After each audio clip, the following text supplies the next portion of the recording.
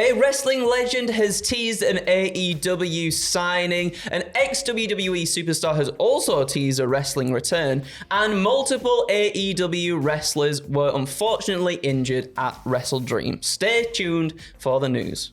So, as you saw in the last video, we have a lot to talk about in terms of WrestleDream. Coming out of WrestleDream and into this new Monday, not only are we talking about Adam Copeland signing with a company, we are potentially talking about someone else, another wrestling legend, teasing signing with AEW. Now, at the AEW WrestleDream post-show media scrum, Katsuyori Shibata was asked whether he has any contractual ties, with New Japan Pro Wrestling, or if he's signed exclusively to AEW/Ring of Honor. What did he say, young man? He said, if Tony wished, I'm ready to make a commitment. Tony Khan responding very positively to this, saying, I want you to stay forever. You're my favourite. You're my favourite.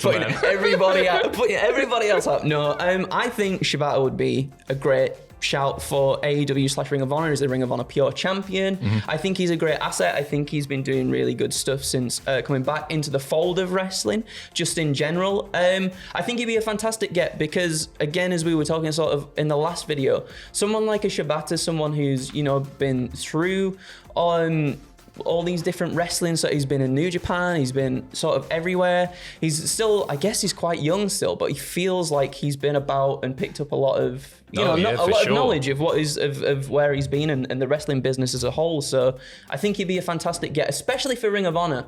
I feel like if he was in Ring of Honor, hopefully that would add a little bit more sort of elevation to that company because it feels like it's fallen off a little bit.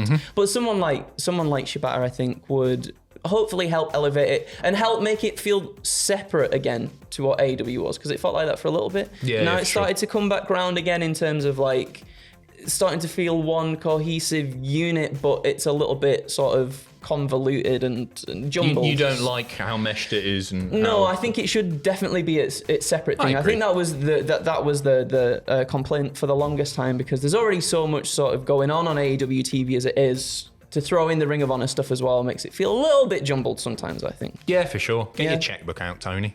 Get your checkbook out, indeed. However, we're moving over to the other side of the fence. Well, no, we're not. Potentially not.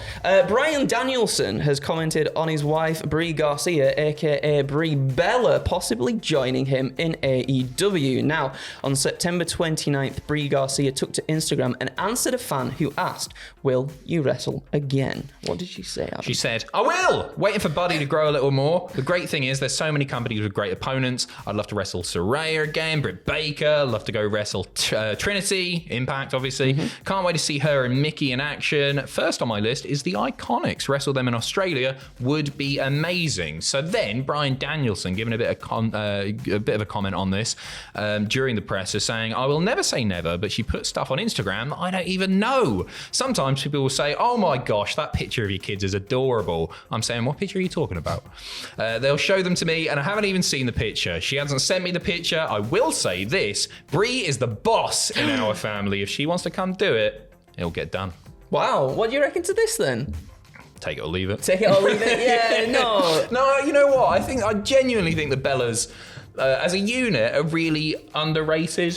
They came along and obviously they were management's favourite. They got a lot of TV time in comparison to some of the other women on the roster, but I think they really improved. And they have a tremendous name value off the back of Total Divas, Total Bellas. I know a lot of people who aren't wrestling fans who are really, really familiar with the Bella twins. Of course, yeah. Like, Brie wasn't the strongest in the ring. I think Nikki was always stronger. I'd love to see them come in together if they'd be up for doing that. I actually think the money is more in having both of them as a pair than just the one. I think you're right. I wonder if we see this when sort of Danielson winds down a little bit. We obviously know that he said that when his daughter hits, I think it was his daughter, he said when one of his children at least hits 7 years old, he's going to start winding things down. I believe that is next year. So maybe when he winds down, he can look after the kids a little bit more, and then Brie gets herself involved maybe then. He'll basically do the Edge part-time WWE schedule, won't he, at that point? I think he just comes in for a few months here or there, does a program, goes away for a bit, is a dad Yeah. for a bit as well. I'm up for it. I feel like I've just sort of buried that idea there. That's not my intention at all. I'd be up for her having one last run, seeing what she can do. I think there'd definitely be something to it, at least, anyway. We are sticking with AEW and specifically WrestleDream. Unfortunately, we spoke about a little bit of an injury angle sort of happening within WrestleDream yesterday in proper terms injuries, of Ray Fenix. all over the place, though. Proper injuries all over the place. So Aussie Open came up short in their quest to win the AEW Tag Team titles last night against FTR. What's going on today? Following the show, however, Mark Davis took to social media to reveal he snapped his wrist during the match, saying sometimes you win them, sometimes you snap your wrist. It was said after the match that Davis was being attended to by officials. It's obviously unknown how long Davis will be sidelined for. This is a shame. I love Aussie Open. It feels like they've only really just got back together again following injuries and stuff like that that's already happened this year. And yeah, it sucks, doesn't it? I don't know what the recovery time is on a snapped wrist. We don't know how serious it is, but you would expect him to be away for, at least a couple of months with that. You use your wrist quite a lot in wrestling. Got a spot everywhere. Calm down. Moving on, Darby Allin also got hurt. He came out to chat away during the media scrum with a sling on his right arm. He's said that he's going to have to go to the hospital, get it checked out. It could have happened at any point during that TNT title match with Christian. Possibly that spot where Christian dropped Darby off the apron onto the steel steps. Darby obviously bumps like a madman. Anyway, it's never that surprising when Darby gets hurt. No. I say that in the nicest way possible.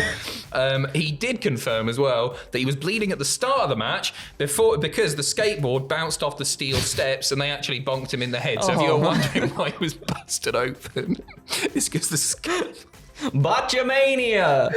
Bless him, I hope he's alright. We saw him sort of when Edge came out, Adam Copeland. I keep calling him Edge, I can't help but call him Edge. I still call him Daniel Bryan.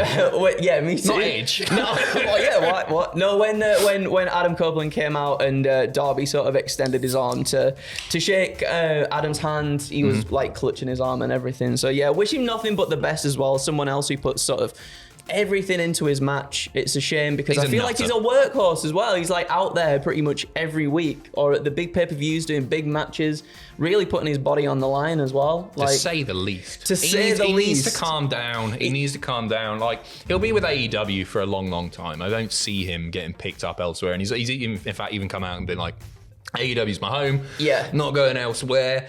But if he's going to have anything that remotely resembles a lengthy career, I do think he needs to be careful. But at the same time, sort of part of his appeal. He's sort of a modern day Jeff Hardy in that you watch a Darby Allin match and it's exciting because you know he's going to mess himself up. It's true. But that's why he's entertaining, isn't it? No, that's it. And I think, you're right. Like, I don't think that style would fit anywhere else. So therefore, if he was to stay in AEW and have a lovely lengthy career, which I think he absolutely should do as well, maybe we do tone it down a little bit, bless him. Chill out. Look, hey, he's putting everything into it. You can't fault him for that. Right.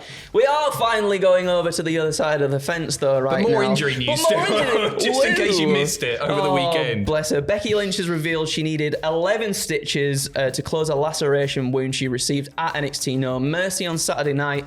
It obviously happened during the Extreme Rules NXT Women's title match that she had with Tiffany Stratton, but it's not quite known when the injury took place. So post-match, she immediately spoke to a ringside trainer, motioning towards her arm. She shared a photo of the laceration on Instagram as well a few hours ago with the caption, "And Bex T was rocking tonight. The man brought Tiffany Stratton to the main event, but she brought it to the man. Respect. It wasn't Tiffy time this time, but it will be again. The world tour continues, stitches and all." So it sounds like she's still continuing regardless anyway. Oh my goodness gracious me. What a good showing it was for NXT at NXT No Mercy as well. Really solid. I think the bringing people from the main roster to NXT has helped them a tremendous amount. Not just getting new eyes on the product and increased TV ratings and all that, but I think the quality of the matches has improved. I think the quality has improved. And then also, I guess, sort of from an NXT roster perspective, if you're in the ring with someone who is considered to be one of the best of that division,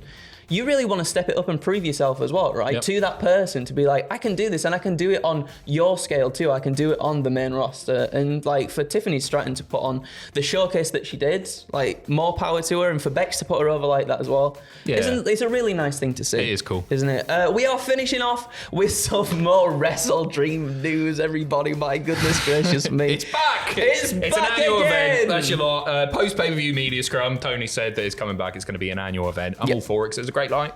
It was a great night. Yes. Good stuff. And I like to see more, hopefully next time, obviously because it's, WrestleDream is in memory of Antonio Inoki.